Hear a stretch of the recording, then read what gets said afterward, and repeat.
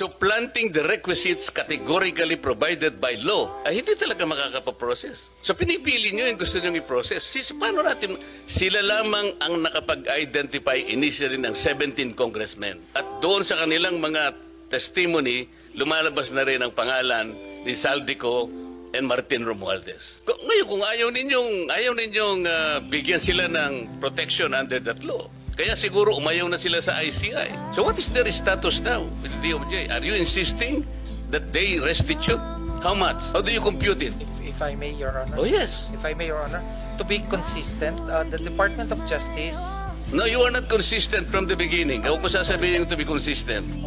Okay. There is no consistency here. Magkano ang gusto nyong restitute nila in the first place? Wala pa po sa estado na gano'n. So mga tweet, hindi mapoprocess talaga yan.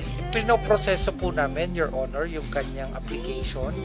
How can you process the application, Mr. Chair, if you are providing another requisite which is not even written in the law? You are imagining something that is not within the law. You are Department of Justice.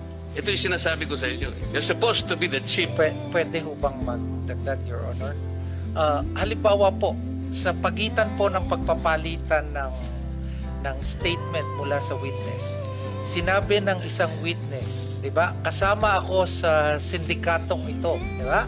At dahil sa kumita ako, dito sa pagsali ko sa sindikatong ito, kumita ako ng 10 milyon. Kuwasa ho ba naman, hindi pa kukuhanin ng DOJ bago siya matanggap sa Witness Protection Program? Mga practical na aspeto lang po, Your Honor. So ano nga sinabi sa inyo ng mga diskaya?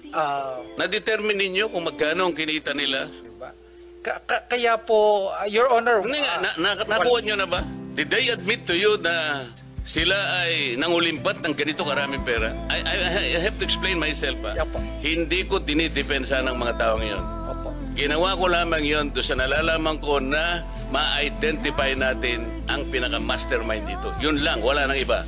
Kung gusto nyong ang ma-identify puro butete at saka sapsap, bahala na kayo sa buhay nyo. Gusto rin po namin, Your Honor. Gusto nyo pala eh. Opo. Why are you putting a requirement that is not within the law? Tsaka na natin sila pag na-prosecute na natin yung mandarambong, na-prosecute na natin yung mastermind. Bakit? Makakalampas pa sila sa civil liability. Of course, the court will, in proper time, adjudicate kung anong dapat nilang isolid sa gobyerno. That is the only time when restitution can be done. Kasi mayroong court order eh. Pero sa ngayon, will you abuse your discretion?